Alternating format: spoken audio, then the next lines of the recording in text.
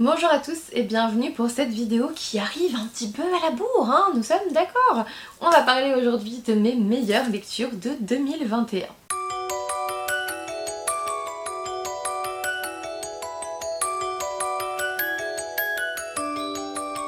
Alors j'en profite pour vous souhaiter une bonne année, ça fait 3 fois que je le dis mais on s'en fiche pourvu qu'elle soit bonne cette année en fait. Il est temps pour moi de faire le bilan de 2021. Alors vous le voyez, je vais juste faire une vidéo des meilleures lectures que j'ai faites en 2021.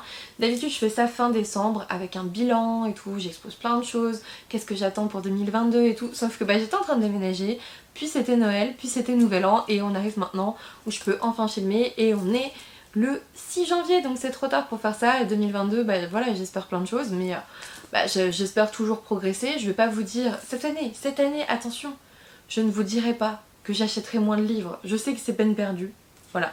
Et peut-être qu'en disant que je ne vais pas réduire mes achats de livres, c'est comme ça que je vais le dire, que je ne vais pas acheter moins de livres, peut-être que je vais en acheter moins, peut-être que j'ai un esprit de contradiction, c'est possible, c'est tout à fait possible. Bref, j'espère que je réussirai toujours à caser les livres dans ma nouvelle pièce parce que là après il n'y a plus d'agrandissement possible. Si je peux en vrai je peux rajouter des trucs, je peux rajouter des petites bibliothèques que j'ai vues et tout, je peux mettre des petits trucs mais ça reste assez limité et clairement je pense que 7 Billy c'est déjà énorme, voilà.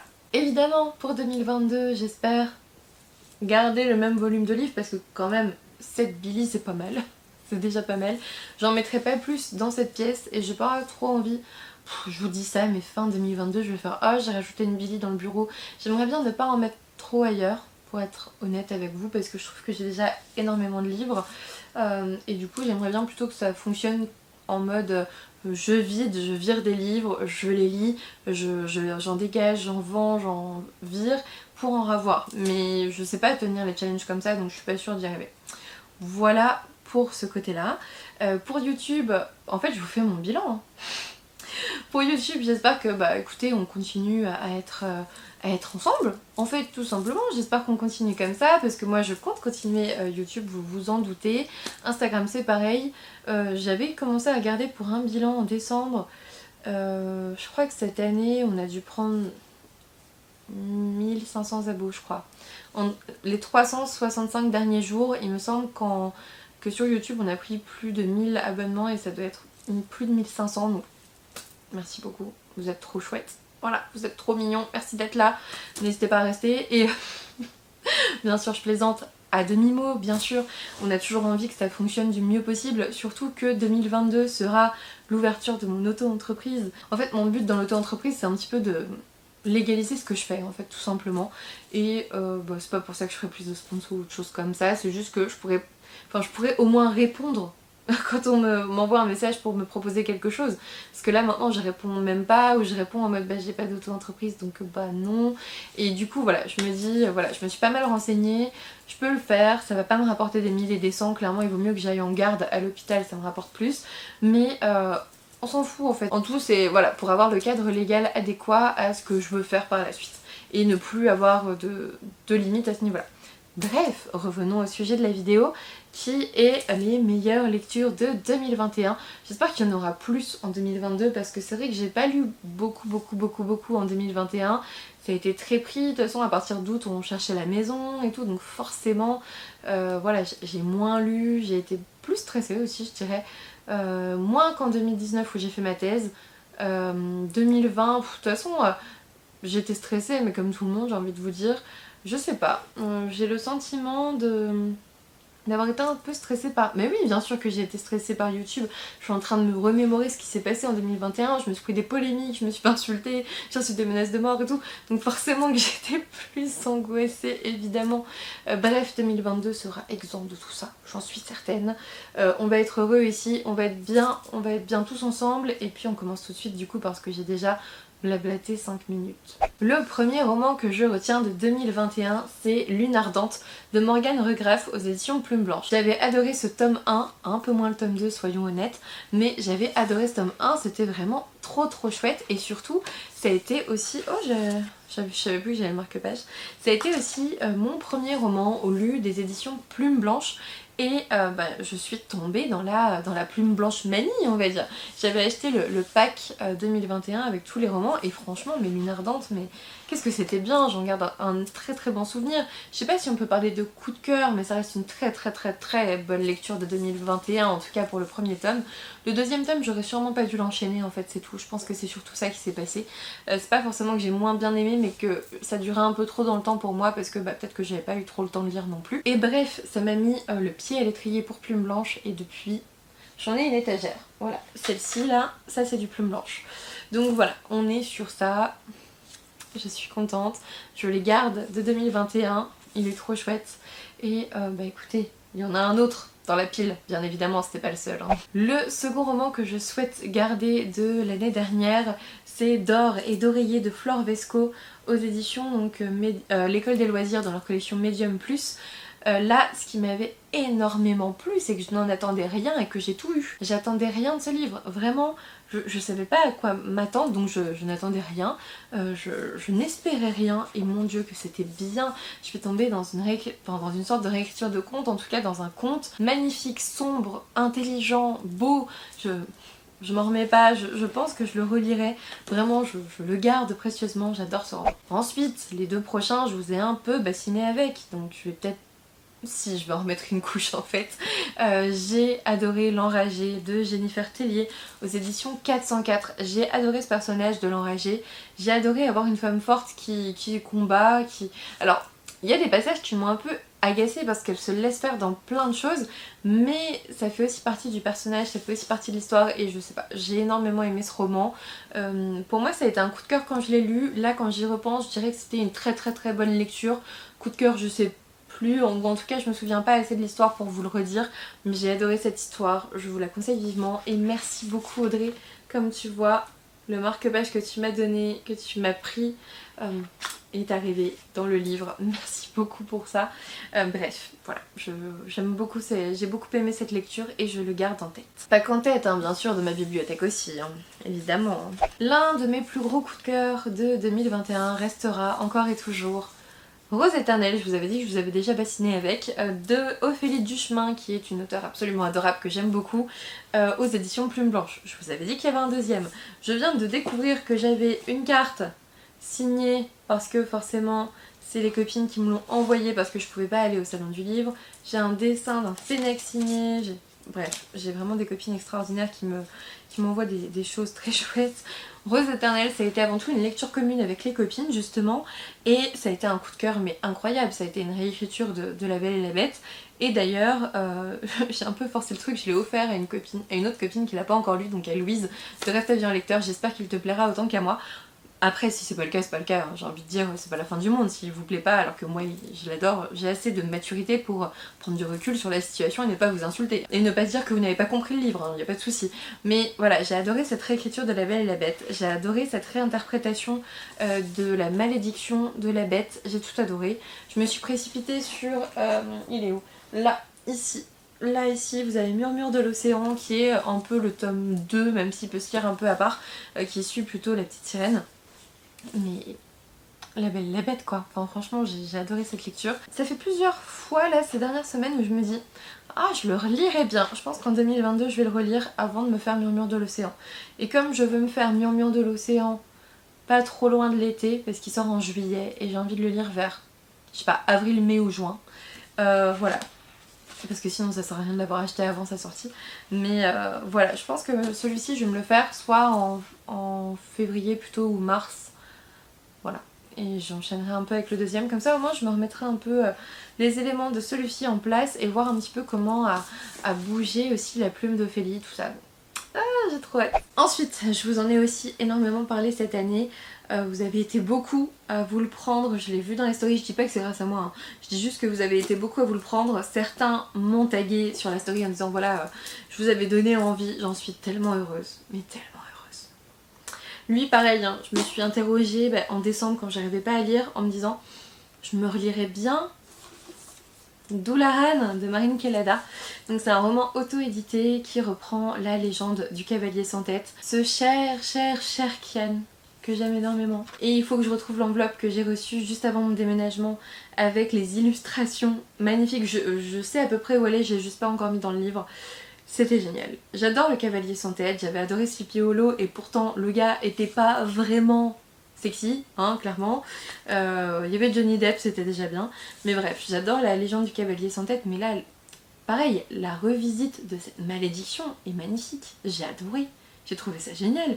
Donc voilà, s'il y a un livre auto-édité que je retiens de mes lectures de 2021, c'est bien Doulahan, même s'il y en a d'autres. Il y en a un autre que j'ai glissé en top 11 parce que vous savez très bien que dans les top 10, je ne m'y tiens jamais. Mais voilà, vraiment Doulahan quoi. Et c'est parce que j'ai pas encore lu Jemae là. J'en suis sûre, je suis sûre. Celui-là, ce sera pour 2022, c'est pas grave. C'est pas grave, j'ai le temps de vous bassiner avec au moins. Ensuite, pareil, cette magnifique lecture que je n'attendais pas, je l'avais même pas demandé en SP, alors que je suis en partenariat avec Bragelonne. Je l'avais pas demandé en SP, ça m'attirait pas.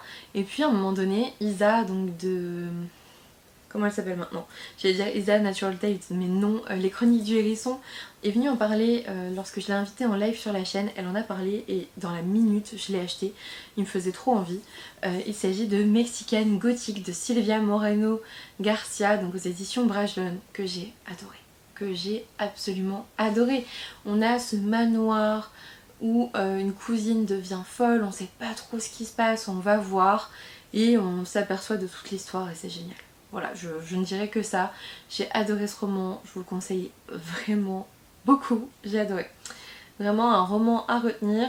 C'est très gothique en fait, c'est très... il y a un côté très poétique aussi. Mais voilà, vraiment, il me reste en tête. J'ai beaucoup aimé l'histoire. Je vous le conseille si vous ne l'avez toujours pas découvert. Ensuite, avant-dernier, mais pas des moindres, le dernier et pas des moindres non plus, c'est juste que j'ai pris chronologiquement quasiment. J'ai découvert Les Chroniques de l'érable et du cerisier de Camille Monceau aux éditions Gallimard Jeunesse. Donc le tome 1, Le Masque de No, j'ai aussi lu le tome 2 que j'ai un peu moins accroché, mais je pense que j'avais lu le tome 1 trop tôt avant. En fait, j'ai lu le tome 1 en août pour lire le tome 2 en septembre avec Louise. Septembre je crois, ouais, pour la lecture commune et tout qu'on avait organisé avec Gallimard Jeunesse et tout, enfin c'était un chouette événement d'ailleurs, mais du coup je pense que j'ai un peu trop tardé pour lire le tome 1 et du coup il n'y avait pas assez d'espace entre les deux et du coup j'ai un peu moins accroché au tome 2 parce que bah je replongeais dans la même histoire et je l'avais lu il n'y a pas si longtemps que ça quoi, donc voilà, mais le tome 1 m'a tellement plu que ça me gênait pas d'enchaîner. J'aurais pas dû, mais ça me gênait pas tant que ça d'enchaîner. J'ai adoré le tome 1. Ensuite Ichiro, qui est un enfant abandonné, qui est élevé par le maître, je sais pas comment il s'appelle, je me souviens plus, par le maître qui lui enseigne la voie du sabre. C'est un mystérieux samouraï, hein. Et il a aussi sa grand-mère, la grand-mère qui l'élève aussi, qui est genre la gouvernante un peu de là où ils habitent. Et quand je vous dis la gouvernante, ils habitent en pleine montagne, perdus. C'est une toute petite cahute là. Enfin voilà, gouvernante c'est un grand mot quoi. Mais je me souviens plus comment il l'appelle. La voix grave du maître, ok. Oba bien sûr, Oba-san, la grand-mère bien sûr.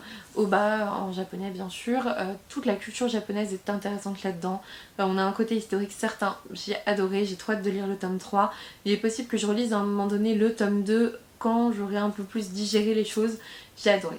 C'est vraiment une saga à découvrir si, écoutez, vous ne l'avez pas encore lu. Ensuite, dernier roman de ce top 10, je l'ai découvert en novembre je crois. Jusqu'à début décembre. Il s'agit... Mais en fait, il faut que je... C'est parce que je lis des réécritures que j'ai beaucoup de très bonnes lectures. Parce que là, on est dans l'histoire de la Reine de Cœur. Queen of Hearts, le tome 1 de Colin Hawkes. Donc c'est l'histoire de la Reine de Cœur. Et mon dieu que j'ai aimé suivre... comment elle s'appelle du coup Dina. Dina qui est la princesse héritière du royaume de Cœur. Et elle est particulière et en même temps elle est extrêmement attachante. Elle a une famille pas facile, elle a un père horrible, il y a plein de choses qui se passent et j'ai juste adoré cette histoire. Vraiment, je vous le conseille, c'était un super roman.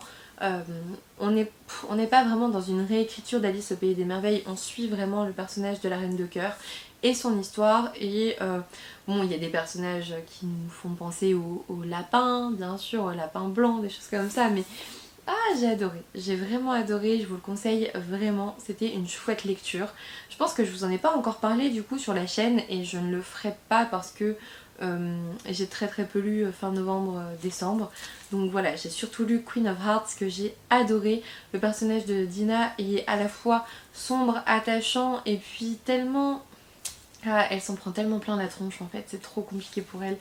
Son père est affreux et il a aussi une... Voilà, il y a une grosse trahison, il y a des choses et... Bref, c'est la princesse héritière du royaume de cœur avec un père qui veut pas forcément qu'elle accède au trône et plein de choses comme ça et c'est génial. Voilà, je vous le conseille vraiment, c'était une magnifique lecture. Je le garde vraiment de 2021, il n'est pas exclu que je le relise et de toute façon j'ai trop hâte d'avoir le tome 2. On termine pas sur un cliffhanger, c'est important de le dire, on termine pas sur un cliffhanger, je peux attendre. Là je suis pas en mode surexcitée, il me faut absolument la suite etc. Oui je veux la suite parce que j'ai adoré, mais voilà, le tome 1 pose bien les bases du tome 2, vous savez un petit peu qu'on va aller vers d'autres contrées, on va bouger un petit peu de là où se passait l'histoire du tome 1, mais je peux attendre un petit peu. Voilà, je peux attendre un tout petit peu par contre, pas trop longtemps, faut pas déconner. Hein. Ensuite, vous le savez, quand je fais des tops, je ne sais jamais me limiter à 5 quand je fais un top 5 ou 10 quand je fais un top 10. Du coup, j'ai eu aussi envie de vous parler des Murmures du Char de Aidan Fox, qui est aussi un roman auto-édité de qualité que j'ai énormément aimé. C'est vrai que ça n'a pas été forcément un coup de cœur, mais ça a été une excellente lecture. Vraiment, j'ai énormément aimé ma lecture. J'avais en plus la petite dédicace et tout, enfin bref. J'avais adoré ma lecture et vraiment je trouve que Aidan est un auteur qu'on devrait tenter, qu'on devrait découvrir parce que sa plume était géniale, l'univers qu'il a construit était super. On est dans un monde entièrement souterrain et au début vous vous en apercevez pas du tout, vous en apercevez peut-être 10 pages après quand on commence à vous décrire le plafond du truc, mais au début moi je croyais qu'il était en plein air, hein. Vraiment c'est extrêmement bien fait, c'est très fin, c'est doué en fait, il est très doué cet Aidan. J'ai trop hâte de découvrir la suite de cette histoire parce que Assia m'a beaucoup plu, j'ai adoré ce personnage principal qui est une gladiatrice prometteuse et en fait elle est obligée de mentir, elle est aussi aristocrate et en fait elle est l'aristocrate qui possède cette gladiatrice et en fait elle est les deux personnes et ça c'est super intéressant aussi. Bref, j'ai adoré la partie où on voit un peu son passé et qu'on voit un peu pourquoi elle est devenue aussi dure, aussi forte aussi. Bref, j'ai adoré cette histoire, c'est une très bonne lecture et je ne pouvais pas ne pas le mettre dans ma vidéo des meilleures lectures 2021, vraiment je pouvais pas. Et enfin j'avais envie de terminer avec du graphique. Alors pour le coup j'ai pas retrouvé Arline, qui doit être du coup avec mes livres que j'ai pas déballés encore et que je crois qu'ils sont au fond du bureau. Et du coup je les ai pas encore mis. Il y en a pas beaucoup hein, mais il y en a quelques-uns et ce sont vraiment, ils font partie de mes livres préférés. Et du coup il y avait Arline que je n'ai pas retrouvé, qui reprend l'histoire de Harley Quinn. Avant qu'elle ne devienne Harley Quinn, elle était Arline Quinzel et on voit un peu comment elle tombe de plus en plus profondément dans ce puits de la folie avec le Joker qui l'y attire. J'ai adoré, la portée psychologique est géniale, vraiment ça a été une de mes meilleures lectures aussi 2021, je ne pouvais pas ne pas en parler, mais j'avais pas envie de faire un top 13 en janvier pour vous souhaiter la bonne année et tout, donc top 10 avec des ajouts parce que je triche c'est aussi très bien, même si le 13 me dérange pas plus que ça vu que ça reste une date heureuse chez nous, mais voilà, par souci de superstition et surtout parce que je les ai ajoutés après en fait.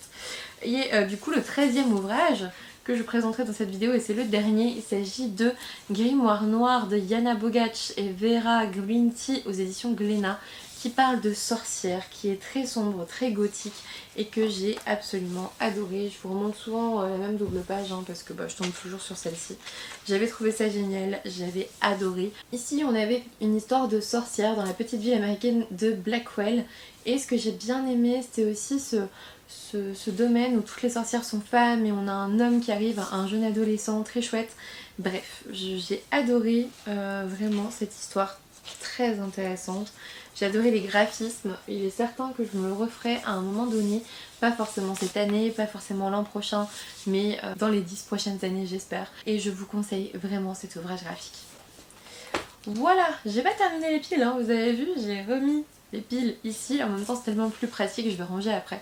Les seules piles qu'il y aura dans cette pièce, je l'espère, seront les piles post-vidéo, ça va. Voilà, j'espère que cette vidéo vous a plu. Il me tenait à cœur quand même de faire un mini bilan, même si j'ai pas parlé de tout ce que je fais d'habitude, même si je fais... Voilà, c'est pas vraiment la vidéo bilan 2021, c'est vraiment les meilleures lectures 2021. Je vous ai parlé un petit peu global, hein, forcément. Pour nous 2022 ça reste déjà heureux, on a une nouvelle maison, on est super bien, voilà, on commence à être bien installé, de mieux en mieux en tout cas. On a eu quelques trucs à réparer quand même. D'ailleurs il y a un plombier qui vient demain matin, vous voyez un petit peu l'ambiance. Mais je peux reprendre les vidéos, il y a plus de luminosité, même si là j'ai vu au fil de la vidéo le ciel qui se couvrait et qui me disait non, pas de luminosité dans celle-ci. T'as eu de la luminosité dans les 2 dernières vidéos, c'est bon hein. Bref, peu importe, heureusement j'avais prévu avec la lumière derrière. Je suis trop contente d'être ici. J'espère que vous passerez tous une belle année 2022, je vous souhaite de merveilleuses lectures. J'espère que moi aussi je ferai de très bonnes lectures. Voilà, j'espère qu'on aura de très belles histoires à découvrir et qu'on aura encore de nouveaux échanges, de nouveaux partages à faire. Je vous souhaite une belle journée, une belle soirée, une belle nuit, j'en sais rien. Je vous remercie vraiment d'être passé sur cette vidéo. N'hésitez pas à mettre un petit pouce bleu si vous avez apprécié cette vidéo. N'hésitez pas à me dire si vous avez lu certains de ces romans et ce que vous en avez pensé. Peut-être que vous avez détesté certains des romans qui sont pour moi des meilleures lectures. Franchement, dites-le moi. Il n'y a pas de souci, j'adore échanger sur ce genre de choses. Je pense qu'il faut juste garder l'esprit ouvert et ça se passe très bien. N'hésitez pas du coup à me laisser un petit commentaire. Et puis moi je vous dis à bientôt pour une nouvelle vidéo. Hold up, I am on my way, I'm in motion. Let's go to the ocean. Yeah, let's go outside. We can hang out on the beach with our friends.